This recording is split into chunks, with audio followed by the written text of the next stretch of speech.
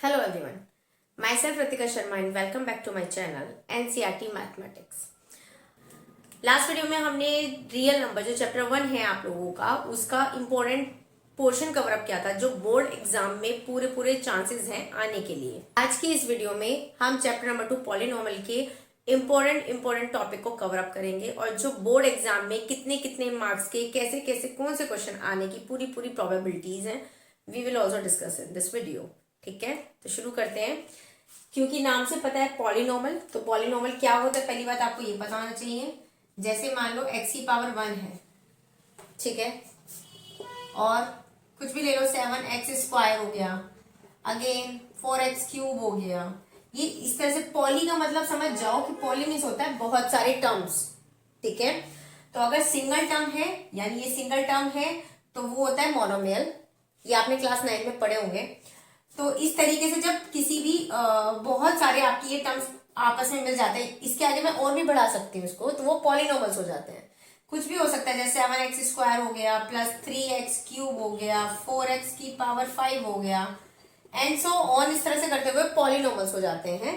ठीक है, पॉलिनोमल्स के पार्ट्स होते हैं लीनियर, क्वाड्रेटिक यानी क्यूबिक। अब इसका क्या मतलब है, जो हमने यहाँ समझा है वही आप यहाँ पर रखेंगे। लीनियर का मतलब होता है पावर 1 यानी x की पावर 1 या फिर 3x, ये हो गया। इस तरह से जो सिंगल पावर 1 होते हैं ना, जिसके पास 1 पावर 1 होती है, वो लीनियर पॉलिनोमियल में आता है।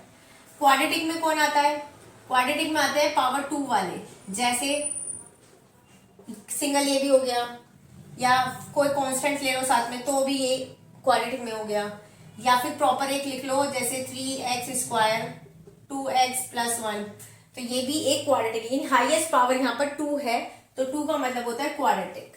ठीक है, क्यूबिक में हाईएस्ट पावर 3 रख दो, ये हो गया 4x क्यूब हो गया। सेम ऐसे रख लो 3x की power cube plus 2x square plus 3, ये हो गया आपका क्यूबिक पॉलिनोमियल। ठीक है, आगे आते हैं। देखिए, जब सबसे मोस्ट इंपोर्टेंट क्वेश्चन में से एक होता है इस तरह की क्वेश्चन कि आपको किस तरह से भी कुछ दे दिया जाएगा और पूछेंगे क्या ये पॉलिनोमियल। अक्सर 1 मार्क्स में ये पूछ लिया जाता है, तो उस सिचुएशन में हम कैसे लिखना होता है आप ही बताइए। अच्छा, एक चीज और, जो मैंने आपको ये सब बताया है, पॉलिनोमियल तो होते हैं लेकिन x की पावर हमेशा होल नंबर होनी चाहिए। होल नंबर का मतलब क्या होता है, यानी होल नंबर कहां से स्टार्ट होते हैं, 0 1 2 3 एंड सो ऑन। ना ही वो नेगेटिव होने चाहिए ना ही वो फ्रैक्शन होने चाहिए। ठीक है, नेगेटिव यानी कि इंटीजर्स नहीं होने चाहिए, और फ्रैक्शन यानी कि रियल नंबर, मतलब रियल नंबर भी ना हो, मतलब ऐसा ना हो कि रैशनल नंबर आप ले लो, नहीं, फ्रैक्शन वगैरह कुछ नहीं चाहिए, सिर्फ होल नंबर्स ही चाहिए हमें। तो x की पावर अगर कहीं भी -1 दिखता है, या x की पावर x नहीं तो y भी ले सकते हैं, y की पावर -1 -2 -3 या 3/4, इस तरह की अगर कहीं भी कोई टर्म आती है तो वो पॉलिनोमियल में काउंट नहीं होता है। ठीक है, ठीक है, तो सेम आपको यहाँ पर ये चीज अप्लाई करनी है। x है लेकिन x की पावर अगर मैं ऊपर लेके जाऊंगी तो -1 होगा। -1 इज अ इंटीजर एंड हम कह रहे हैं कि पावर में हमेशा होल नंबर्स होने चाहिए। सो इसका आंसर होगा no, it is not a polynomial. ठीक है, √x plus x square is a polynomial. आपसे ही पूछा गया है कि ये वाली टर्म जो है ये पूरी, क्या ये पॉलिनोमियल है। अक्सर हमारे पास 1 मार्क्स में ऐसे क्वेश्चंस आ जाते हैं, एमसीक्यूज में आ सकते हैं, या नॉर्मल भी आ सकते हैं, स्टेट वेदर यस और नो में भी आ सकते हैं। तो ये पूछा जाता है कि ये आपके पॉलिनोमियल्स है या नहीं। तो ध्यान रखना, अभी हमने बताया कि पावर में हमेशा होल नंबर होना चाहिए, और √2 को हम x की पावर हाफ लिखेंगे, राइट। तो half is not a whole number, तो इसलिए इसका आंसर नो में आएगा। आपसे पूछा जा सकता है 0x इज अ पॉलिनोमियल, तो यस, क्यों, क्योंकि हमें भी पता है भाई जीरो की मतलब एक तो 0 ही है, लेकिन क्योंकि यहाँ पर पावर 1 है, भले ही उसकी वैल्यू आकर 0 हो रही हो लेकिन वो भी पॉलिनोमियल में काउंट होगा। 7 जिसके पास कुछ है ही नहीं, तो ये एक कांस्टेंट पॉलिनोमियल हो जाएगा, पर ये होगा, तो इसका आंसर भी यस में आएगा। ठीक है, फाइंड जीरोस ऑफ पॉलिनोमियल, ऐसे ये वाले क्वेश्चन 2 मार्क्स में आ जाते हैं।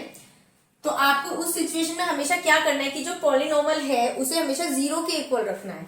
तो जब हम x स्क्वायर -4 को 0 के इक्वल रखेंगे तो x स्क्वायर को -4 को उधर भेज दो, 4 हो गया, x का रूट ले दो, क्योंकि स्क्वायर है उधर जाके रूट बनेगा 4 आएगा। आएगा और रूट के बाद जब वैल्यू आती है हमेशा प्लस माइनस में आती है और ये 2 हो जाएगा। तो यानी कि इसके जीरोज ऑफ पॉलिनोमियल क्या हो जाएगा, x इक्वल प्लस का 2 एंड माइनस का 2। तो दो जीरोज ऑफ पॉलिनोमियल हो गए। यहाँ पर आके देखिए इस तरह से भी क्वेश्चन आ जाते हैं, जीरोज ऑफ पॉलिनोमियल निकालिए, पॉलिनोमियल आपको इतना बड़ा दे रखा है और बोला है यूजिंग हिडन ट्रायल मेथड से बताओ। तो हमें हमेशा सबसे पहला काम जीरो के इक्वल रखना है, तो रख दो इसे 2x³ प्लस 3x² माइनस का x माइनस का 1 0। ये क्वेश्चन में आपको अक्सर 2 या 3 मार्क्स में मिल जाता है देखने के लिए। तो यहाँ पे सबसे पहले हमने अगर इफ x इक्वल ट्राई करते हैं 1 रख के देखा, 2 इंटू 1 का होल क्यूब प्लस 3 इंटू 1 का स्क्वायर माइनस का 1 माइनस का 1 0। तो 1 का क्यूब 1 होगा, 2 1 2 हो जाएगा, प्लस 1 का स्क्वायर 1 होगा, 3 1 3 हो जाएगा, माइनस 1 माइनस 1 माइनस का 1 माइनस का 1 माइनस का 2 हुआ और 2 से कट गया, लेकिन ये 0 के इक्वल नहीं होता है, तो ये वाला फेल हो गया। सेम ऐसी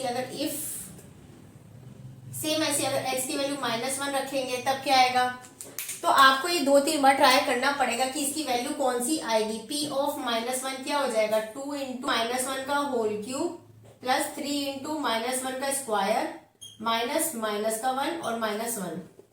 -1 का क्यूब करोगे माइनस आएगा, -1 की 2 में मल्टीप्लाई करोगे माइनस का 2 आएगा, प्लस माइनस के ऊपर इवन पावर है तो ये प्लस हो जाएगा और प्लस का 3 ही आ जाएगा, माइनस माइनस प्लस हो जाएगा -1। ये अभी भी नहीं हुआ तो it is not a zero of polynomial. So finally इसके बाद हम एक बार और ट्राई करते हैं, उसके बाद हमारा ये हो जाएगा। इफ x इक्वल माइनस का half then p of -½ equal क्या होगा, 2 इंटू माइनस का हाफ का whole cube plus 3 into minus का हाफ का स्क्वायर माइनस का हाफ और ये माइनस का 1। ठीक है, तो क्या बचा, 2 2 4 2 8 और माइनस रहेगा क्योंकि ओड पावर है, तो माइनस का और 2 से 8 कटेगा 4 टाइम्स, माइनस का 1/4 आया, प्लस इवन पावर है तो प्लस ही हो जाना है और 2 का स्क्वायर 4 होता है और 3 का जब 1 में करोगे तो 3 आ जाएगा, ये माइनस माइनस प्लस हो जाएगा, 1/2 आ जाएगा, माइनस का 1 ऑलरेडी है। एड ऑन करिए, इन दोनों को एड ऑन करोगे तो यहाँ आ जाएगा हमारा माइनस का 1/4 और -1 का एलसीएम ले लेंगे, इधर एलसीएम लेंगे 4, इतना एलसीएम तो कर ही लोगे तो 3 प्लस 2 2 जा तो 2 1 ये हो गया, और जब इसका एलसीएम लोगे तो 4 1 जा 4 और 1 5 हो जाएगा, तो माइनस का 5/4 प्लस 3 और 2। अब आप इसे देखो, ये भी और साफ साफ क्लियर है, प्लस और माइनस सेम फ्रैक्शन है, ये कट जाएगा यानी 0। अगर मुझे 0 ही चाहिए था तो इसका zeros of polynomial 1 he find out करना था, तो 1 इसका ये हो जाएगा। ठीक है, एक हमेशा आपको 1 या 2 नंबर के मार्क्स में ऐसा जरूर कुछ मिलेगा कि आपको ग्राफ प्लॉट किया हुआ दिया जाएगा और आपसे पूछा जाएगा कि इसके नंबर ऑफ जीरोस बता दो। यानी इस सिचुएशन में हमें क्या देखना है कि एक्स एक्सिस को देखना है, सिर्फ एक्स एक्सिस को देखना है। एक्स एक्सिस में जो भी ग्राफ प्लॉट हुआ है वो लाइन या वो ग्राफ उस एक्स एक्सिस को कितने पॉइंट्स पर कट कर रहा है, इंटरसेक्ट कर रहा है, टच कर रहा है, वही उतने ही नंबर ऑफ जीरोस काउंट होंगे। जैसे यही क्वेश्चन है, अगर दे दिया जाए कि number of zeros find out करके बताइए, तो हम देखेंगे एक्स एक्सिस को ये केवल एक ही पॉइंट पर इंटरसेक्ट कर रहा है, तो केवल नंबर ऑफ जीरोस कितना होगा, यहाँ नंबर ऑफ जीरोस होगा ओनली 1। ठीक है, सेम ऐसी है, यहाँ पर ये एक्स एक्सिस है और ये 2 पॉइंट पर इसे कट कर रहा है, तो नंबर ऑफ जीरोस क्या होगा 2। अगर यहाँ पर ये सिर्फ कट ना कर रहा हो, सिर्फ टच कर रहा हो, तो भी वो काउंटेड होगा। तो नंबर ऑफ जीरोस क्या होंगे 1। ठीक है, और अगर ऐसी सिचुएशन हो जहां पर एक्स एक्सिस को टच ही ना कर रहा हो, तो वहां पर नंबर ऑफ जीरोस क्या होंगे 0, क्योंकि यहाँ पर एक्स एक्सिस को इसने नहीं काटा है। ध्यान देने वाली बात सिर्फ इतनी है कि यहाँ एक्स एक्सिस को अच्छे से देख लेना, कहीं ऐसा ना हो कि वो यहाँ पर x दे दे और यहाँ पर y दे दे, और आप हमेशा वो ये सोच के चलो कि हॉरिजॉन्टली x थी तो यहाँ पर था नहीं। ध्यान रखना, कैसे भी वो मॉडिफाई कर सकते हैं क्वेश्चन को, तो ध्यान से देखना है। अगर टच ही नहीं है तो फिर नंबर ऑफ जीरो 0 होगा। इतनी बात क्लियर है।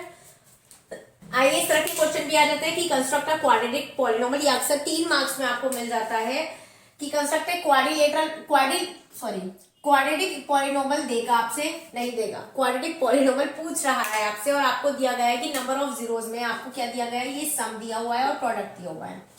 इसी क्वेश्चन को सॉल्व करने से पहले आपको ये पता होना चाहिए कि अगर हमारे पास 2 रूट हो अल्फा और बीटा, तो उनको अगर प्लस कर देंगे तो वो सम होता है, और दोनों को अगर प्रोडक्ट कर देंगे या मल्टीप्लाई कर देंगे तो वो प्रोडक्ट होती है। अब इसका क्या होता है, माइनस का b अपॉन ए और ये होता है c अपॉन ए। अब ये क्या क्या है, जो हमारी जनरल पॉलिनोमियल होती है वो होती है ax² plus bx plus c। तो ये जो जनरल पॉलिनोमियल होता है इसके अकॉर्डिंग ये वाली ये सिचुएशन होती है, ठीक है। तो अगर हमें सम निकालना है रूट्स का तो माइनस का b अपॉन ए करेंगे, माइनस में ध्यान रखना माइनस है, और प्रोडक्ट में आता है हमेशा ये लास्ट वाला, यानी ये वाला और अपॉन, यानी दोनों में a तो अपॉन में ही है, बस ये थोड़ा ध्यान रखना b किस में और c किस में, और माइनस का विशेष स्पेशल ध्यान रखना। तो आते हैं इस पे, हमारे पास जनरल क्या होता है भाई, जनरल पॉलिनोमियल फॉर्म x²। अब इसकी जनरल फॉर्म क्या होती है, x² alpha plus beta into x plus alpha beta equal 0 होती है। वैल्यू रखिए, अल्फा प्लस बीटा की वैल्यू थी माइनस का b अपॉन ए, यानी कि ये दे रखा है अल्फा प्लस बीटा डायरेक्ट हमें यहाँ पर दिया हुआ है, अल्फा प्लस बीटा इक्वल 5 दिया हुआ है और अल्फा बीटा हमें 6 दिया हुआ है। तो जब आप यहाँ पर वैल्यू रखेंगे तो 5 आएगा, x ऑलरेडी है, प्लस आएगा और अल्फा, ये क्या कहते हैं इसे, प्रोडक्ट हमारे पास 6 दे रखी है, यही आपका क्वाड्रेटिक पॉलिनोमियल होगा। तो बस आपको यहाँ पर डायरेक्ट वैल्यू रखनी है, बस आपको ये चीज का फॉर्मूला पता होना चाहिए, ये माइनस मत भूलना, ओके। एक अक्सर 3 या 4 मार्क्स में आपको ये जरूर मिलेगा कि ये कोई पॉलिनोमियल है जिसका जीरोस आप निकाल सकते हो, लेकिन आपको साथ साथ वेरीफाई भी करना है इसको, तो ध्यान रखना है उस सिचुएशन में इन दोनों को 0 के इक्वल रख देंगे तो ये आपका नंबर ऑफ जीरोस में ही काउंट होता है। वेरीफाई करने के लिए हमें पता है अल्फा प्लस बीटा क्या होता है, 2 रूट्स का सम क्या होता है, माइनस का b अपॉन ए, यानी x² माइनस 7x प्लस 10 की कंपैरिजन करा दो, कंपैरिजन विद जनरल टर्म, यानी कि जनरल, यानी ax² minus bx plus c, यहाँ पर अल्फा प्लस बीटा क्या होगा, माइनस का b अपॉन ए और अल्फा बीटा क्या होगा, c अपॉन ए, ठीक है। तो अल्फा प्लस बीटा माइनस का b अपॉन ए का मतलब क्या होगा, यहाँ पर माइनस का, ये देखो ये a है, ये b है, ये c है, तो माइनस का b क्या हो जाएगा यहाँ पर 7, a यहाँ पर 1 है तो 1 आ जाएगा, और ये माइनस प्लस हो जाएगा, तो यहाँ पर आ जाएगा 7 और यहाँ पर आ जाएगा अल्फा बीटा क्या होगा, c अपॉन ए, c अपॉन ए का मतलब होता है c यानी कि 10 और अपॉन यहाँ पर है 1 यानी कि 10 ही आएगा, तो ये आ जाएगा 10। तो अब यहाँ करके देख लेते हैं अगर मैं इन दोनों को एड ऑन करती हूँ 5 को और 2 को, यानी कि इम्प्लाइज दैट 5 प्लस 2 7 ही आ रहा है, और 5 की मल्टीप्लाई अगर मैं 5 इंटू 2 करती हूँ तो भी 10 ही आ रहा है, तो इसका मतलब ये वेरीफाई से कर रहा है। तो इस तरह के आपको क्वेश्चन वहां पर इस तरह के पैटर्न के आपको वहां रखे मिलेंगे, अच्छे से फॉर्मूला को मेंशन करना है, आलस नहीं करना है, स्पीड तो मेंटेन रखनी ही है, साथ में फिनिशिंग के साथ आपको सिस्टमेटिक वे में आपको अपनी नोटबुक लिखनी है, एग्जाम शीट लिखनी है। मोस्ट इंपोर्टेंट थिंग क्या होती है, एग्जाम की एक टिप होती है कि फॉर्मूलाज को कभी भी स्किप नहीं करना है, कोई भी क्वेश्चन आता है तो उसका फॉर्मूला जरूर मेंशन करो, उसके आधे मार्क्स मिलते हैं। अगर आपने फॉर्मूला और यूनिट दोनों ही गायब किए हैं तो समझ लो आधा आधा गया, आपका 1 मार्क्स तो कहीं भी चला जाएगा फिर वो। तो try to do in such a way when teacher is unable to cut your marks, ठीक है। तो कोशिश ही मत करो ऐसे कि वो काम ही मत करो ऐसे कि वो आपके मार्क्स कट करे। यही मोस्ट इंपोर्टेंट टॉपिक है जो आपकी इस वीडियो में हमने कराए हैं, इससे आउट ऑफ कुछ पैटर्न नहीं आना है, पूरे चैप्टर की समरी में नहीं जाना है, सिर्फ यही एक zeros of polynomial linear quadratic cubic की आपको आइडेंटिफिकेशन पता होनी चाहिए। Alpha plus beta, alpha beta, sum of product of something, ये पता होने चाहिए। जीरोज ऑफ पॉलिनोमल से कैसे आपको आइडेंटिफिकेशन करनी है ये पता होना चाहिए, और यूजिंग ग्राफ आपको ये पता होना चाहिए कि नंबर ऑफ जीरोज कितने होंगे। ठीक है, तो मिलेंगे नेक्स्ट वीडियो में, अच्छे से तैयारी करिए, तब तक के लिए